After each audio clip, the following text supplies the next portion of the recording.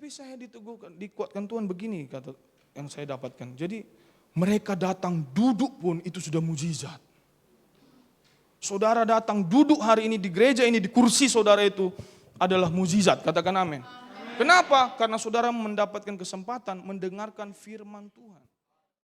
Kalau di Mesir ada sungai Nil, jelas. Oke, kalau aku mau tanam sayur bayam, sumbernya dari sungai Nil, jelas ada. Tapi Tuhan enggak mau kita melihat sesuatu yang kelihatan itu. Kita berharap bergantung kepada apa yang kita punya. Tuhan mau kita berharap mengadah ke atas melihat Tuhan dan berharap dari Dia hujan turun dari Tuhan. Bahkan di tengah krisis pun Tuhan bisa ubah krisis itu dari yang minus jadi 100 kali lipat dia diberkati dari yang dia tabur itu. Yes, terima kasih Bapa yang baik. Dalam namamu ada mukjizat, dalam namamu ada kuasa yang tak terbatas. Dan pagi hari ini Tuhan kami ibadah kami ini pembagian pemberitaan firman Tuhan kami katakan di dalam nama Tuhan Yesus terjadi pemulihan, terjadi kesembuhan, terjadi jawaban-jawaban doa dalam hidup kami. Terima kasih Bapa, biarlah Tuhan Engkau berbicara kepada setiap jamaah setiap hati kami Tuhan. Kami datang dan kami pulang tidak sama lagi karena firman Tuhan. Terima kasih Bapa yang baik yang bersyukur. Berdoa hanya di dalam nama Tuhan Yesus, sama-sama kita katakan amin. Silakan duduk di dalam hadirat Tuhan. Terima kasih buat tim Present Worship. Shalom. Ya, hari ini luar biasa sesuai dengan tema-tema lagu yang sudah dibawakan tim Present Worship. Saya kasih tema, saya kasih judul khotbah saya hari ini. Coba ditampilkan. Saya cuma ada slideshow-nya hanya judul dan bahasa Ibrani-nya satu kata aja, jadi enggak banyak bahasa Ibrani ya. From crisis to Christ. Kita baca sama-sama 1, 2, 3 ya. From crisis to Christ. Ya, kalau kita bahasa Inggris ini kan lebih mantap ya, karena apalagi ada yang dari Pollux, ya, ada yang dari Singapura. Harus agak-agak belajar bahasa Inggris kita sedikit kan. Karena kopi hitam katanya harganya 3.500 kata Pak Firman. Tapi kalau black coffee 35.000. Nah, jadi ini agak mahal ya. From crisis to Christ. Dari krisis kepada Kristus. Dari masalah kepada Tuhan. Dari tantangan kepada mukjizat. Nah, hari ini kita akan belajar dari firman Tuhan ya tentang bagaimana kita bisa mengalami krisis dan Tuhan ubahkan itu menjadi mukjizat. Ya, amin. Kita ada satu tokoh di Alkitab yang mirip dengan kita, mengalami tantangan, mengalami kegagalan, ya. Tapi ketika Tuhan turun tangan, ya dia mengalami mukjizat yang besar. Dan saudara pasti kenal namanya siapa? Namanya adalah Ishak, ya. Kesamaan kita dengan Ishak adalah kita sama-sama bapak kita adalah Bapak Abraham. Mungkin saudara bertanya dalam hati, walaupun enggak saudara ucapkan, dari mana pula bapakku namanya Abraham? Bapakku marga Sihombing. Atau saudara bilang bapakku marga Sianipar. Kita lihat buktinya ya. Kita buka dulu Galatia pasal 3 ayat 29. Ini ayat pembukaan kita. Galatia 3 ayat 29. Kita baca sama-sama ya. 1, 2, 3, ya. Dan jikalau kamu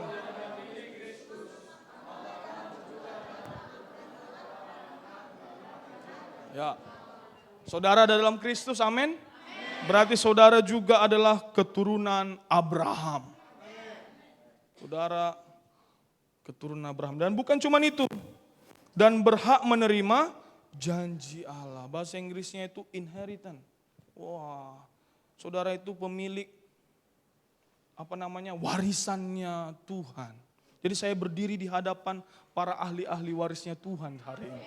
Jadi sangat bersuka cita melihat wajah-wajah saudara yang penuh dengan kemuliaan Tuhan. Ya. Tapi walaupun begitu, ini ada tapi pula Bapak ini udah diangkat tinggi-tinggi ya kan. Katanya keturunan Abraham, janji Tuhan, kok tapi. Tapi keturunan Abraham pun mengalami masalah. Mungkin saudara menangis pagi tadi sebelum ke gereja, Tuhan aku menghadapi masalah. Makanya saya lihat ada yang matanya agak bulat, bukannya memang karena matanya bulat. Kita orang Indonesia rupanya, saya pikir udah beda. Kita pasti menghadapi masalah. Jangan langsung merasa, oh kayaknya aku bukan anak Tuhan. Mari kita lihat kehidupan Ishak bagaimana, ya, dia juga mengalami masalah, tapi Tuhan ajarin dia bagaimana bukan fokus pada masalah, tetapi kepada Tuhan saja. Kita buka Kejadian pasal 26 ayat 1-3. Ya, sebelum sambil nunggu Kejadian, oh ya sudah dibuka ya. Saya dikuatkan, diteguhkan oleh Tuhan. Jadi seminggu ini saya renung-renungkan. Karena pergumulan pendeta adalah ketika, gak usah pendeta, hamba-hamba Tuhan, semua pengerja adalah ketika mereka berharap jemaat itu bertumbuh dengan cepat. Maunya besok udah berubah maunya. Dari Zakheus langsung jadi yang memang enggak semua orang seperti Zakheus. Baru ketemu Yesus malam-malam dia sudah langsung bertobat. Tapi saya dikuatkan Tuhan begini. Karena kan banyak bilang, oh jemaat itu datang duduk, cuman pulang sama lagi, sama. Dia hari Minggu bertobat, Senin sampai Sabtu. Apa itu namanya ya? Ada istilahnya itu kan? Itu. Tapi saya dikuatkan Tuhan begini, kata yang saya dapatkan. Jadi mereka datang duduk pun itu sudah mujizat. Saudara datang duduk hari ini di gereja ini, di kursi saudara itu adalah mujizat, katakan amin. Kenapa? Karena saudara mendapatkan kesempatan mendengarkan firman Tuhan. Semua di Alkitab, ya perjanjian baru yang datang, yang imannya luar biasa, muncul dari apa dikatakan mereka mendengar kabar-kabar tentang Yesus. Jadi saudara, doa saya hari ini saudara duduk di sini dengar firman Tuhan, iman saudara kuat, ya, iman saudara bertumbuh, saudara berharap lagi kepada Tuhan. Amin. Kita buka ayat 1, udah dapat tadi kan? Ya, kita baca sama-sama. Saudara baca yang ganjil, saya baca yang genap. Sampai ayat 3 saja dulu. 1, 2, 3, ya. Maka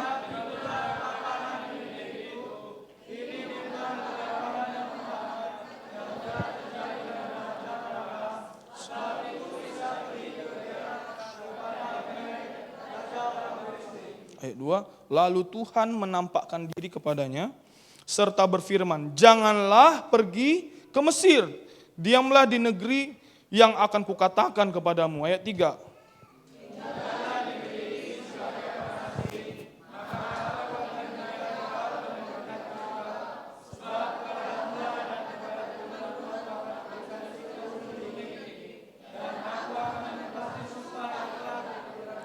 Oke. Amin. Perhatikan. Di ayat 1 dikatakan, maka timbullah kelaparan di negeri itu. Itu bukan kelaparan yang pertama. Berarti ada kelaparan-kelaparan sebelumnya. Dan ada juga kelaparan-kelaparan yang lain. Kelaparan itu bicara apa? Krisis, tidak ada makanan. Mungkin mereka bercocok tanam, tidak menghasilkan. Mungkin mereka berdagang, harga mahal. Mereka beli mahal, jual murah, rugi. Maka dikatakan awal ayat ini dikatakan Kejadian pasal 26 timbullah kelaparan. Saudara, masalah itu silih berganti. Jadi jangan saudara pikir, oh hari ini kalau selesai masalahku ini, maka bahagialah hidupku selamanya. Enggak, akan muncul lagi masalah yang lain. Pak Gembala senior kita sering bilang, waktu orang belum nikah berdoa apa? Tuhan, aku pengen punya pacar, aku pasti bahagia. Yang udah pernah pacaran tahu kan, pacaran bahagia seminggu. Mulai muncul lagi, entah kalau pas, oh kapan aku nanti kalau menikah Tuhan, aku baru bahagia. Tunggu, sebelum menikah nggak bahagia. Sampai menikah, bahagia. Honeymoon, wah. Habis honeymoon, hilang lagi bahagianya kan. Pengen punya anak, sebelum punya anak, belum bahagia. Punya anak, bahagia. Sebelum dia tiba-tiba ya kan mencret ya seret, udah ini anakmu ini kasih sama mamanya. Oh kalau nanti anakku sudah kuliah baru kebahagiaan. Semua selalu kita punya kerinduan, ada tantangan senantiasa. Di ayat ini dikatakan timbullah kelaparan, adanya terus rupanya. Dan apa godaan kita? Ini dia. Godaan kita di sini Tuhan bilang, lalu Tuhan menampakkan diri kepadanya serta berfirman, janganlah pergi ke Mesir. Mesir ini bicara apa? Mesir adalah salah satu negara yang sumber dayanya pada saat itu hampir unlimited, terkenal dengan kekayaannya, mereka terkenal dengan hikmatnya, pendidikannya, segala macam. Mereka punya sungai Nil yang merupakan sumber air yang besar. Maka orang kalau berpikir kalau ada kelaparan langsung kepikiran apa? Mesir. Tapi Tuhan bilang jangan pergi ke Mesir, tetaplah ke negeri yang akan kutunjukkan kepadamu, kata Tuhan. Saya mau lihat ini ya, di ayat 3. Ayat 3. Maka aku akan menyertai engkau. Tinggallah di negeri ini sebagai orang asing. Jangan pergi ke Mesir. Maka aku akan menyertai engkau dan memberkati engkau. Sebab kepadamulah dan kepada keturunanmu akan kuberikan seluruh negeri ini. Dan aku akan menepati sumpah yang telah kuikrarkan kepada Abraham ayahmu. Yaitu apa? Aku akan memberkati engkau. Maka hari ini coba lihat ya, kembali tadi ke Mesir. Mesir itu hal yang kelihatan itu ada. Yang dibutuhkan itu ada. Mereka mau bercocok tanam, ada air. Ya. Sedangkan ke negeri yang Tuhan bilang, tinggallah kau di situ sebagai orang asing, adalah tanah perjanjian, tanah Kanaan. Yang bergunung-gunung, berbatu-batu. Tidak ada sungai Nil di situ. Sungai Nil itu bicara tentang apa? Apa yang kita punya. Sumber daya yang saudara punya. Mungkin saudara bergantung kepada isi rekening saudara. Yang ratusan juta itu atau miliaran itu. Ya. Atau mungkin saudara tersandung oleh apa yang saudara tidak punya. Saudara lihat punya orang, wah. Lihat suami tetangga Wah. Kalau suaminya ke pasar diantar. Antarlah aku sekali-sekali. Ini curhat. Karena istri saya pergi ke pasar sendiri. Jadi kalau saya antar dia senang kali. Langsung kita lihat rumput tetangga lebih hijau. Wah, lihat itu istri tetangga. Wah, tuh, langsung kita balas balik kan. Suami nggak mau kalah kan? Lihat tuh. Bodinya gitar gitar kajon, gitar yang kecil. Kalau kita melihat apa yang kita punya atau tidak punya, kita akan saling menyalahkan. Tapi Tuhan berkata jangan lihat itu, jangan lihat yang kelihatan. Kita buka Ulangan, kita lompat ini. Di sini lebih jelas, Ulangan pasal 11 ayat 10 sampai 11. Ulangan pasal 11 ayat 10 sampai 11. Saya baca ya, sebab negeri kemana engkau masuk untuk mendudukinya bukanlah negeri seperti tanah Mesir, lihatnya. Mesir itu jelas. Everything is there. Wah, itu kan kepada orang Pollux. Semua ada di situ. Tapi apa kata Tuhan? Dari mana kamu keluar? Yang setelah ditabur dengan benih harus kau airi dengan jerih payah. Seakan-akan kebun sayur. Jadi mereka kalau bertanam ada air. Mereka bisa airi. Selanjutnya ayat 11. Tetapi negeri kemana kamu pergi untuk mendudukinya. Ini yang lagi dialami Ishak. Lagi mengalami kekeringan. Lagi mengalami kelaparan. Ialah negeri yang bergunung-gunung dan berlembah-lembah. Yang mendapat air sebanyak apa? Kita baca sama-sama. Hujan yang turun dari langit. Sesuatu yang tidak pasti Bapak Ibu, teman-teman semua. Kalau di Mesir ada sungai Nil, jelas. Oke, kalau aku mau tanam sayur bayam, sumbernya dari sungai Nil, jelas ada. Tapi Tuhan enggak mau kita melihat sesuatu yang kelihatan itu. Kita berharap, bergantung kepada apa yang kita punya. Tuhan mau kita berharap mengadah ke atas melihat Tuhan. Dan berharap dari Dia, hujan turun dari Tuhan. Maka waktu mereka di tanah itu, mereka terpaksa tanda kutip berharap kepada Tuhan. Tuhan maunya hujan. Maka hari ini jika saudara enggak jelas masa depan saudara, saudara rasa. Saudara lihat ke kiri, lihat ke kanan, lihat ke depan, lihat ke belakang, tak ada pertolongan. Tak ada sungai Nil itu, mengucap syukurlah. Saudara diajak Tuhan untuk bukan melihat krisis yang saudara alami. Tuhan mengajak saudara melihat Kristus dalam kesulitan saudara. Coba mulai menengadah ke atas. Bilang Tuhan, Tuhan pasti tolong. Aku bersyukur Tuhan. Ayat ini tidak berhenti di ayat 11. Kita lihat ayat 12. Ini yang menguatkan, meneguhkan kita. Suatu negeri yang dipelihara oleh siapa? Oleh Tuhan Allahmu. Mata Tuhan Allahmu tetap mengawasinya dari awal sampai akhir tahun. Jadi Tuhan gak bilang, oke pergi ke sana yang bergunung-gunung, tidak ada air, kau hanya berharap dari hujan saja. Tapi Tuhan kasih janji apa? Mataku mengawasi engkau. Tahun 2023 diprediksi apa? Tahun ke-8, ya kan, segala macam ekonomi. Tuhan bilang dari awal tahun sampai akhir tahun, aku mengawasi engkau. Bukan cuma tahun ini saja, tahun 2024, 2025, sampai selama-lama saudara hidup, Tuhan mengawasi hidup saudara. Maka jangan langsung mau ke Mesir, langsung mau menyerah.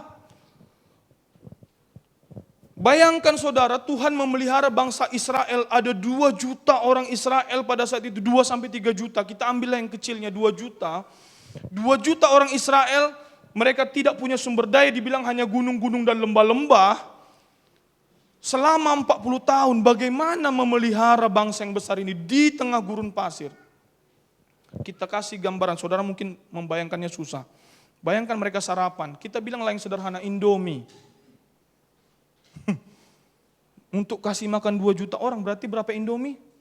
2 juta Indomie, itu kalau satu, kalau Marga Sitinja ada di situ. Berarti 2 dia. Marga Sihombing bisa 3. Kita bilanglah 2, berarti 4 juta Indomie. Baru Marga Sianipar bilang, enggak enak kalau enggak pakai telur. 2 juta telur. Baru yang dari Parongel bilang, enggak cukup 1 telur, tak sah. Berarti 4 juta telur, 4 juta Indomie, 4 juta telur tiap pagi. Itu kalau enggak bosan, Indomie terus. Saudara bisa bayangkan toko apa itu yang bisa menyiapkan 4 juta Indomie setiap hari di padang gurun. Jadi jangan pikir, mengharapkan hujan dari langit.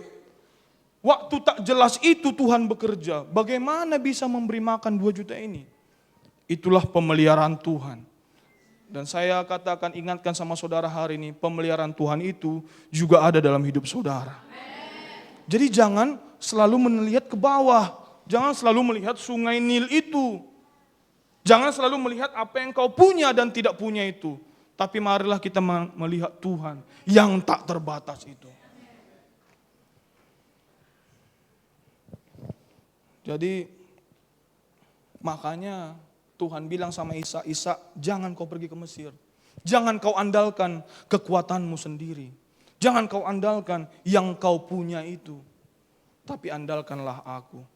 Tuhan bicara sama kita hari ini, jangan andalkan kekuatanmu. Tapi andalkanlah Tuhan. Mari kita lanjutkan Kejadian pasal 26 ayat 4. Kita kembali lagi tadi. Ketika dia percaya, ketika dia dengar itu, dia terima, yes. Ayat 6, sorry. Ketika dia percaya, oke, Tuhan, aku akan tinggal di sini. Maka ayat 6 berkata, jadi tinggallah Ishak di Gerar. Jadi kadang-kadang, makanya saya bilang Ishak ini mirip dengan kita. Naik, ya, kadang-kadang imannya kuat, turun, naik, turun. Nah ini juga nih, ini lagi naik imannya, dia tinggal. Dia bilang, oke Tuhan, aku gak akan pergi ke Mesir. Ayat 7. Ketika orang-orang di tempat itu bertanya tentang istrinya, berkatalah ia, dia saudaraku. Mirip kisah siapa ini? Kisah Abraham, bapaknya. Terulang lagi kan. Padahal pasti bapaknya cerita ini, karena pada zaman itu selalu diceritakan tuh dari keturunan demi keturunan. Pasti udah dikasih tahu kok, Tuhan tolong Ishak. Ishak menghadapi situasi yang serupa, jatuh lagi dia. Dibilangnya itu saudaraku, sebab ia takut mengatakan ia istriku, karena pikirnya jangan-jangan aku dibunuh oleh penduduk tempat ini karena Ribka, sebab elok parasnya. Nah, yang ada nama Ribka di sini kan elok parasnya. Bukan berarti yang enggak namanya Ribka enggak elok ya, tapi yang ini beruntunglah dicatat. Ayat 8. Setelah beberapa lama ia dasar pada suatu kali menjenguklah Abimelek. Wah, udah mulai kan, dia dengar desas-desusnya. Itu saudara si Ishak itu cantik. Raja orang Filistin itu datang di jendela, maka dilihatnya Ishak sedang bercumbu-cumbu dengan Ribka istrinya. Selanjutnya, Lalu Abimelek memanggil Ishak dan berkata, sesungguhnya dia istrimu. Enggak mungkinlah saudara kan melakukan hal tadi. Masakan engkau berkata dia saudaraku? Jawab Ishak kepadanya, karena pikirku, nah ini pasti orang Batak ini. Hanya orang Batak ini kadang preman tapi masa istri nggak ditolong. Karena pikirku jangan-jangan aku mati karena dia.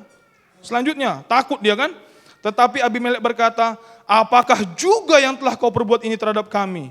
Mudah sekali terjadi, salah seorang dari bangsa ini tidur dengan istrimu. Sehingga dengan demikian engkau mendatangkan kesalahan atas kami. Ayat 11. Lalu Abimelek memberi perintah kepada seluruh bangsa itu, siapa yang mengganggu orang ini atau istrinya, pastilah ia akan dihukum mati. Pelajaran bagi istri. Ini pada saat itu ingat ya krisis. Baru apa? Suaminya penakut. Udah bangkrut, suami penakut. Iya, ciut lah ya. Semuanya ut.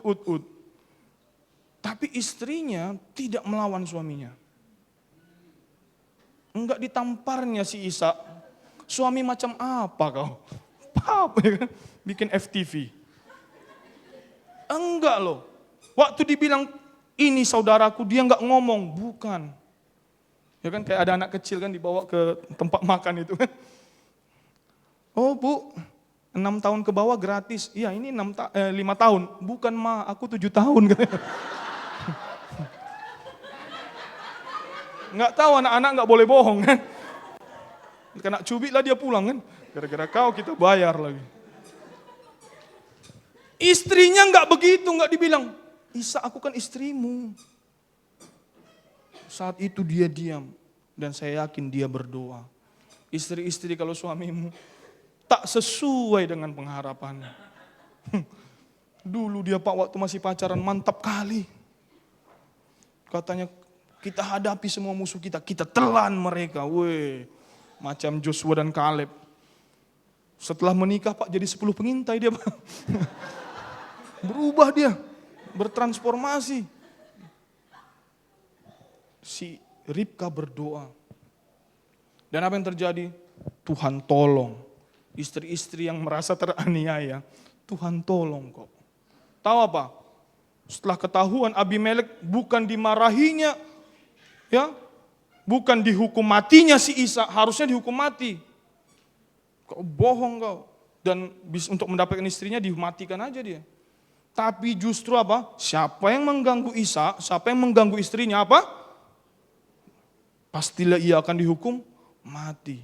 Istri-istri bukan ngomel jawabannya. Istri-istri bukan bikin garam banyak-banyak di makanan suamimu, itu jawabannya. Biar naik tensinya cepat pak. Bukan, jawabannya berdoa. Jangan lihat ke bawah, jangan lihat sungai Nil. Jangan lihat keterbatasan suamimu, tapi lihat Tuhan. Apa yang terjadi di situ? Dipulihkan ya. Dikatakan siapa orang ini suami istri nih, jangan ada yang ganggu mereka. Selanjutnya ayat 12. Maka menaburlah Ishak di tanah itu dan dalam tahun itu juga ia mendapat apa? Hasil 100 kali lipat sebab ia diberkati Tuhan. Setelah pernikahannya dipulihkan, pernikahan mereka kok dipulihkan pak? Tidak beres pernikahan ini. Firman Tuhan katakan, Efesus dikatakan apa? Harusnya pernikahan yang benar dalam Tuhan adalah, hai suami kasihlah istrimu seperti apa? Kristus mengasihi jemaat. Kristus menyerahkan apa? Nyawanya. Ishak menyerahkan nyawa siapa? Istrinya. Ini enggak beres.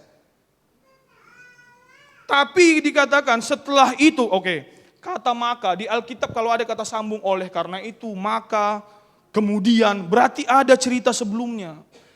Cerita sebelumnya adalah dipulihkan keluarganya oleh Tuhan.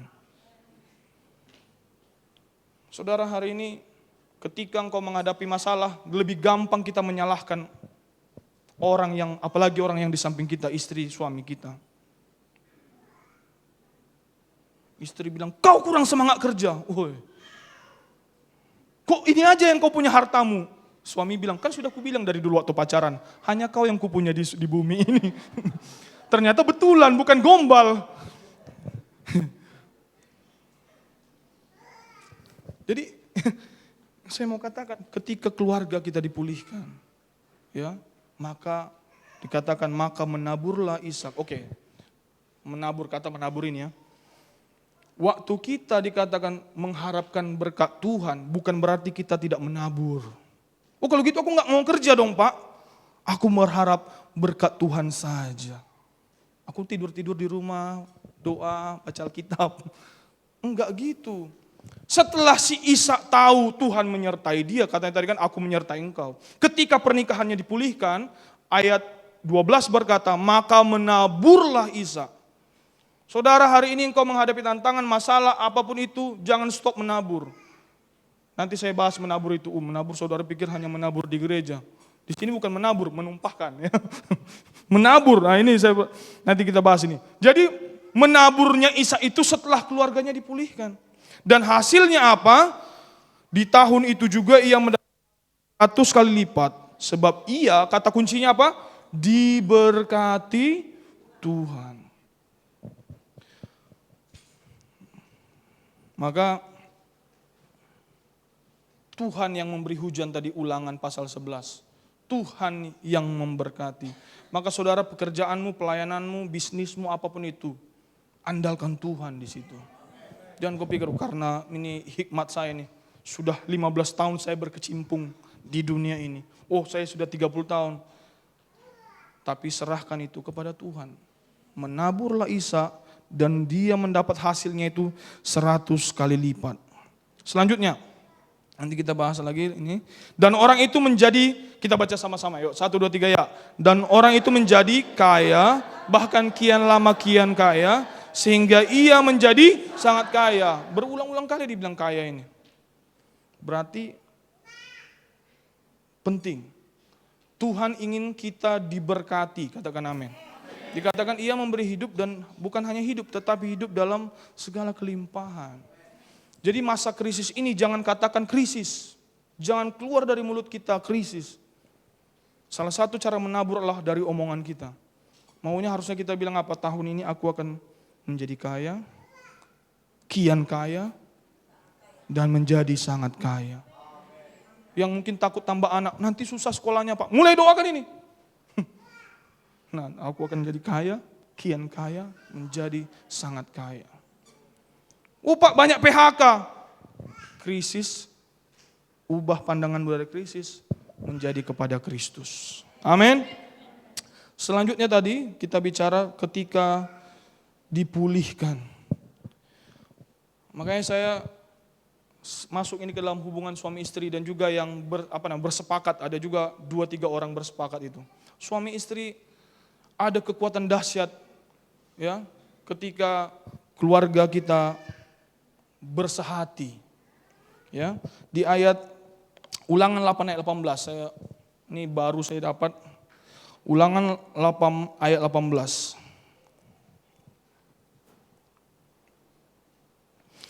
Sudah dapat?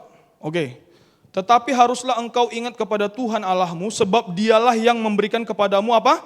Kekuatan untuk memperoleh kekayaan. Dengan maksud meneguhkan perjanjian yang diikrarkannya dengan sumpah kepada nenek moyangmu seperti sekarang ini. Coba tunjukkan slide show-nya yang bahasa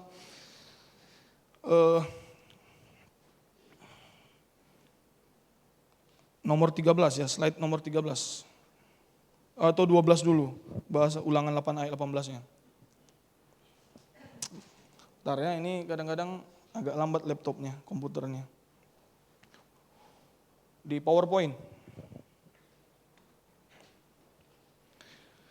Tetapi haruslah engkau, yaitu, mundur satu slide. Ini dia. Oh ya. Jadi kekuatan di sini, bahasa Ibraninya adalah Koach, ya, oke, next. Ini tulisannya ya. Saya nggak usah bahasa detail lah, pusing kita. Bahasa Indonesia saja kadang saudara pusing dengar saya, apalagi bahasa Ibrani. Tapi kita lihat, mempelai perempuan itu kata huruf pertamanya itu, coba saudara lihat yang di warna kuning. Di bawahnya mempelai laki-laki, huruf pertamanya yang warna kuning, ya, ini ya. Ketika digabungkan jadi apa? Koach. Jadi kekuatan. Jadi bisa mendapatkan kekuatan memperoleh kekayaan tadi ketika suami istri bersatu. Si suami bilang, "Mah, kita beli mobil tahun ini." Si istri bilang, "Banyak kali cengkonekmu." Tak jadi nih. Istrinya pula tak sepakat. Si bapak bilang, "Mah, kita punya anak tahun ini." Istrinya bilang, "Nggak mau." Ya nggak jadi nih.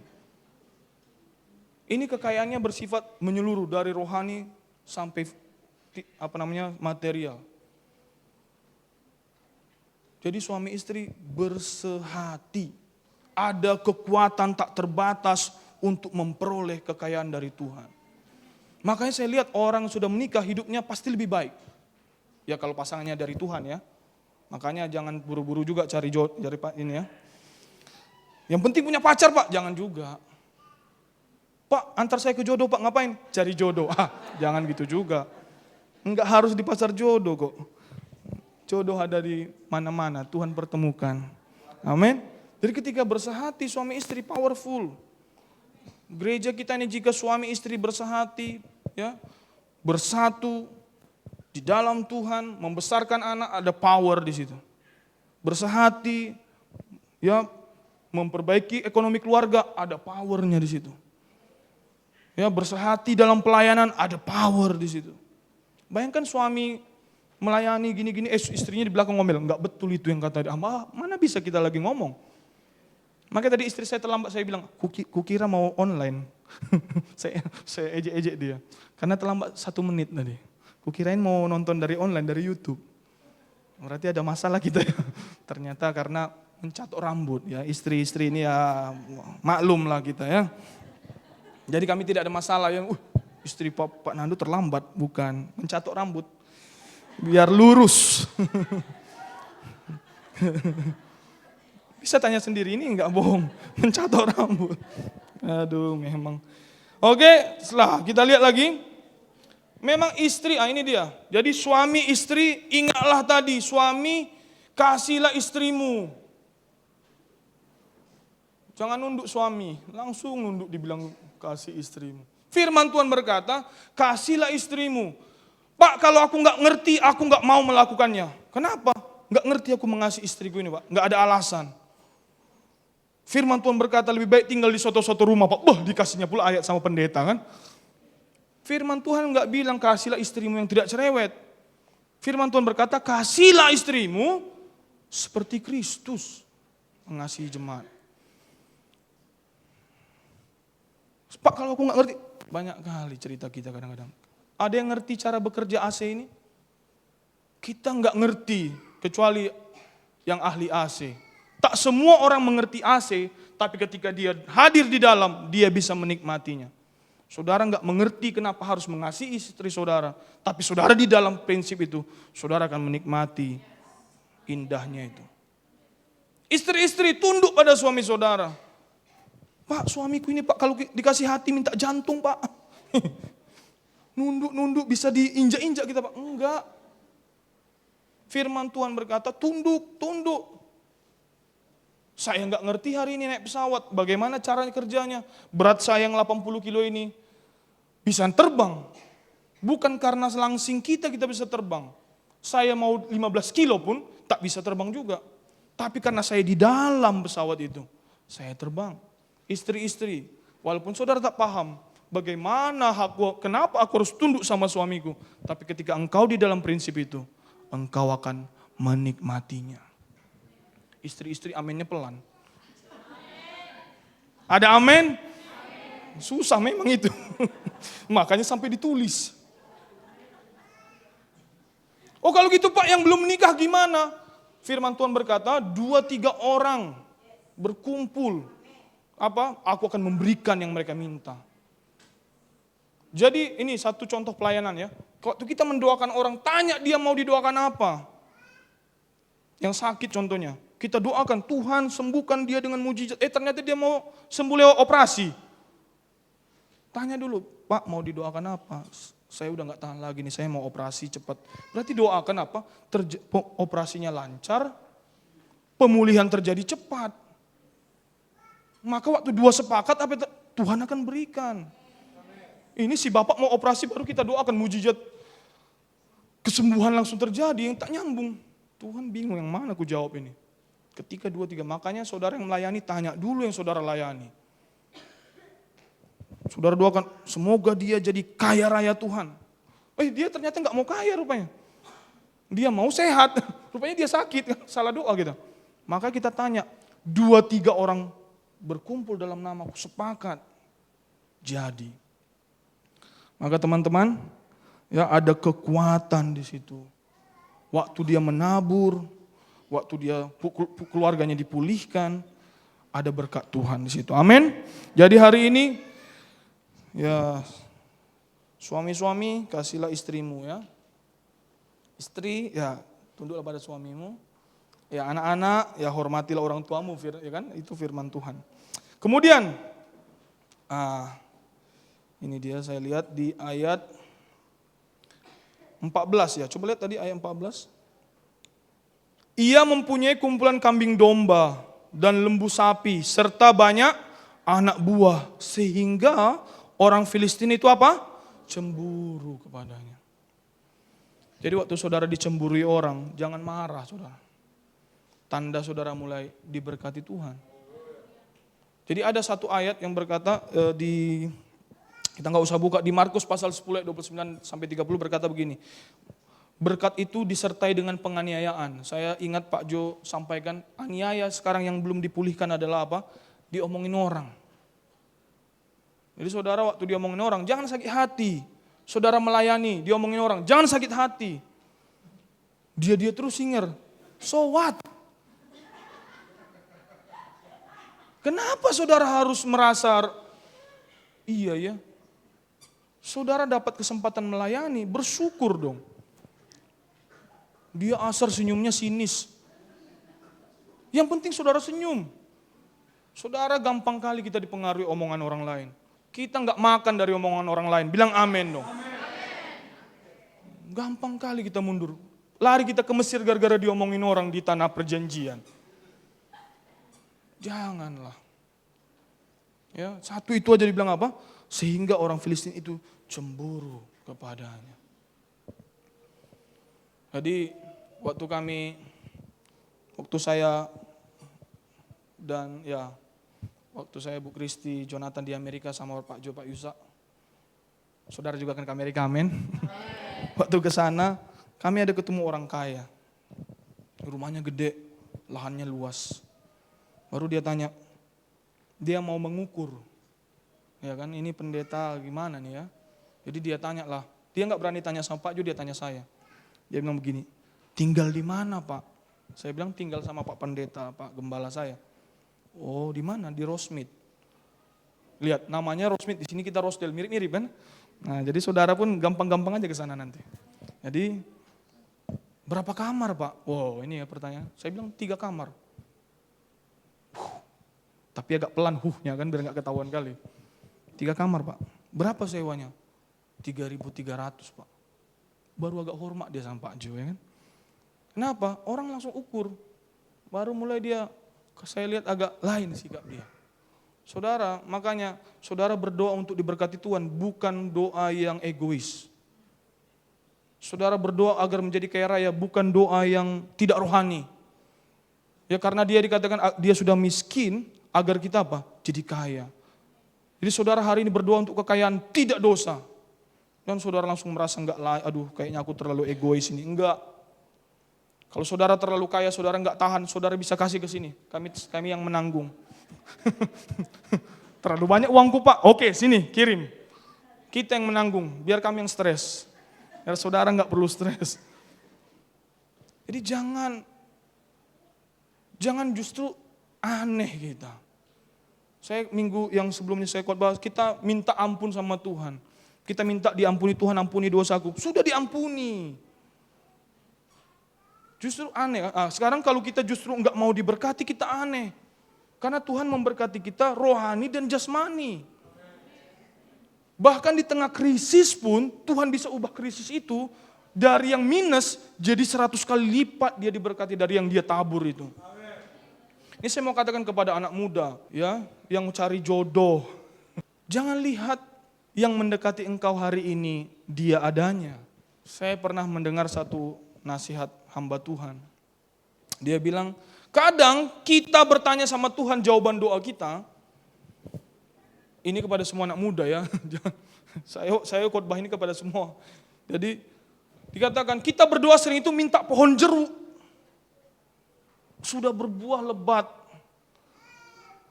Baru yang dia dapat apa? Biji jeruk. Baru dia Tuhan aku minta jawaban doaku Tuhan, aku mau pohon jeruk. Tuhan kasih apa? Biji jeruk. Baru kita bilang Tuhan enggak menjawab doaku. Tanam biji jeruknya. Dari satu biji jeruk itu bisa menjadi pohon jeruk. Dari pohon jeruk itu buahnya bisa tanam jeruk lagi. Jadi hutan jeruk. Anak muda bilang amin dong. Amin. Jadi kalau ada Pak Deka mengalami, saya mengalami. Istri saya ini menikahi saya butuh iman. Saya mungkin dulu bukan biji jeruk, mungkin debu jeruk.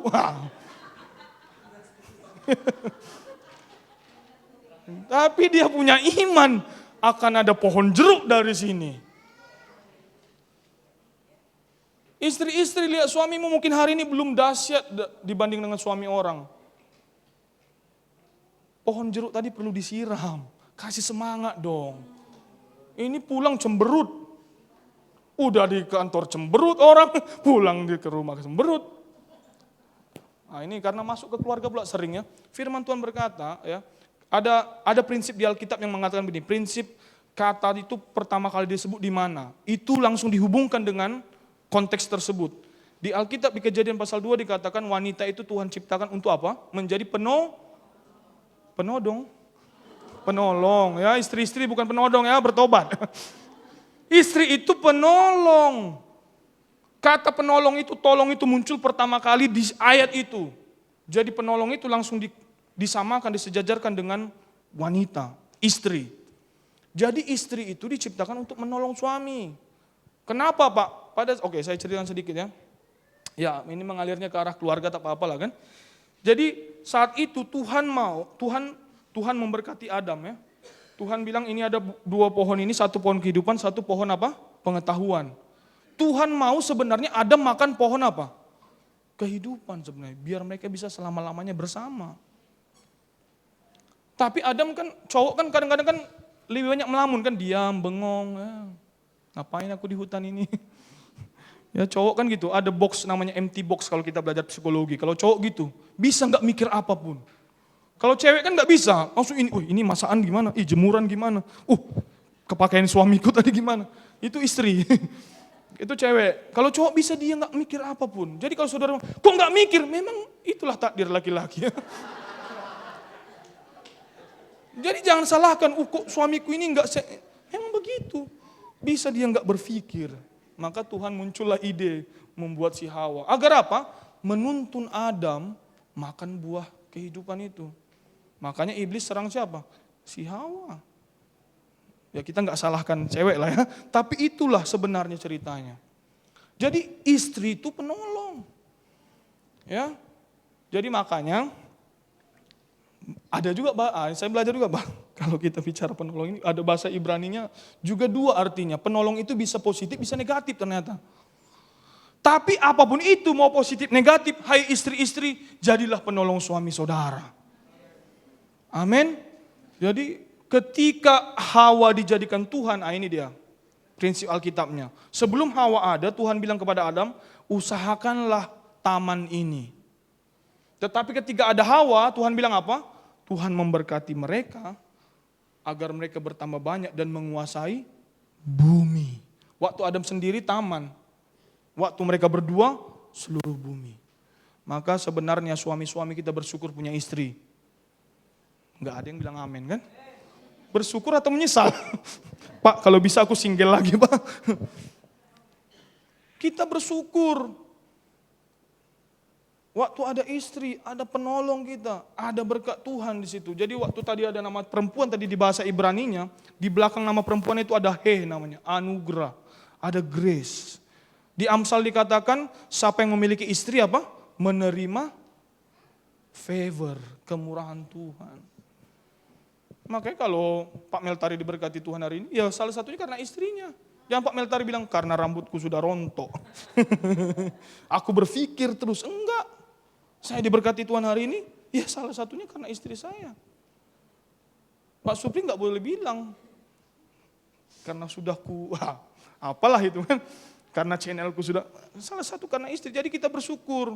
Makanya kita ajaklah istri kita jalan-jalan ya kan. Amin istri-istri. Ini komplain aja terus masakan keasinan ya kan. Gak pernah dia traktir saya ya, baru saya udah tolong saudara ini ya. Tapi ini kata firman Tuhan, jadi jangan ada yang bisa nanti memarahin saya. Oke, terakhir. Nanti kelamaan, udah mau jam makan siang. Markus, ini aja lah, terakhir di sini kayak mengalirnya ke sini ya. Amsal 18 ayat 22. Saya kira di sini aja lah. Makanya yang masih single doakan jodohmu itu yang terbaik dari Tuhan. Jadi jangan buru-buru juga. Masih umur 18 sudah pikir Pak anakku nanti. Aduh, belum boleh mikir katanya ya. Amsal 18, siapa yang mendapat istri mendapat sesuatu yang baik dan ia dikenan Tuhan. Favor. Jadi suami-suami bersyukurlah. Dan ketika suami istri tadi katakan apa? Bersehati. Saya rindu keluarga kita GKKI PLM, keluarganya, suami istrinya bersehati. Amen. Ada kecenderungan ketika kita menghadapi masalah kita berantem. Jangan pilih jalan berantem. Pilihlah jalan apa? Bersehati. Kalaupun berantem ini satu nasihat Pak Jo waktu kami lagi di sana. Pak Jo bilang sebagai laki-laki ya pria, kita disetarakan dengan Tuhan dalam hubungan suami istri. Dikata apa? Mengasihi. Yang mengasihi itu yang dari atas. Oke? Jadi kalaupun ada masalah, ini agak mungkin saudara berat menerimanya, tapi saudara nggak paham pun kerjakanlah. Jadi kalau ada masalah, yang minta maaf itu siapa? Suami langsung mau ke toilet nih, permisi semua ke toilet. Kalau ada masalah yang minta maaf siapa? Suami. Sorry sayang ya. Tapi tadi, mulai lagi. Sorry sayang tadi aku salah. Yuk makan ayam penyet lah depan kampung nanas. Murah. Jadi pemimpin yang minta maaf. Ya dalam organisasi saya sudah lihat sendiri. Bagaimana dulu Pak Jo juga sebagai ketua sinode. Ketika ada masalah dia minta maaf, selesai masalah itu. Prinsipnya adalah pemimpin yang mengasihi. Pemimpin yang minta maaf. Yang di bawah itu ngapain? Tunduk. Istri tunduk, ya kan? Anggota, member tunduk. Maka hari ini saya rindu sekali. Ya tadi krisis kepada Kristus. Jadi hubungan suami istri ini pun hubungan antara jemaat dan Kristus. Ketika kita bisa lakukan ini, kita gampang berkata, aku alihkan mataku dari krisis kepada Kristus. Anak-anak kita pun mulai melihat, ya akan ada penyerahan anak hari ini. Orang tua kita, orang tua sementara kok. Bapaknya yang sesungguhnya adalah Bapa di sorga. Jadi tugas kita orang tua yang sudah menyerahkan, baik yang mau menyerahkan, mengenalkan dia kepada Bapaknya yang sejati itu. Ya pastikan, ya berarti di rumah ya ada mungkin doa, mungkin pagi-pagi. Pastikan anak sekolah ikut sekolah minggu, pemuda. Ya, jadi ya mulai kita mengalihkan mata kita bukan kepada masalah kita, tapi kepada Kristus. Amin. Mari kita berdoa. Saya undang pemain musik untuk ke depan. Kita nyanyikan lagu tadi ya. Ingat kasihnya.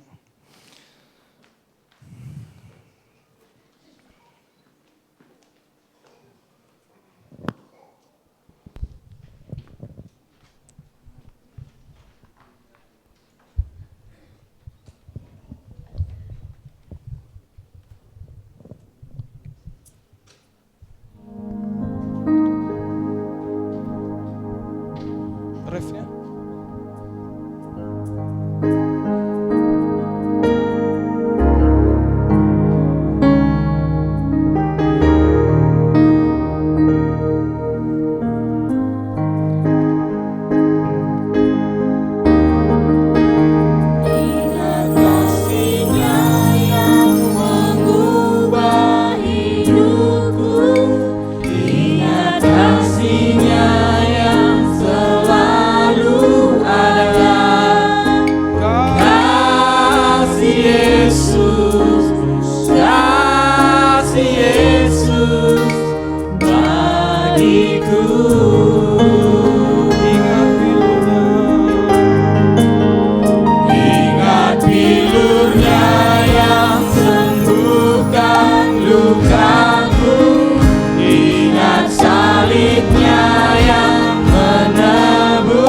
aku.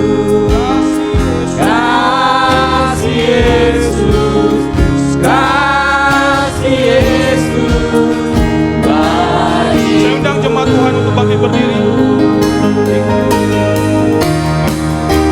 Ingat kasih-Nya yang mengubah hidupku. Ingat kasih-Nya yang selalu ada. Kasih Yesus, kasih Yesus, bagiku.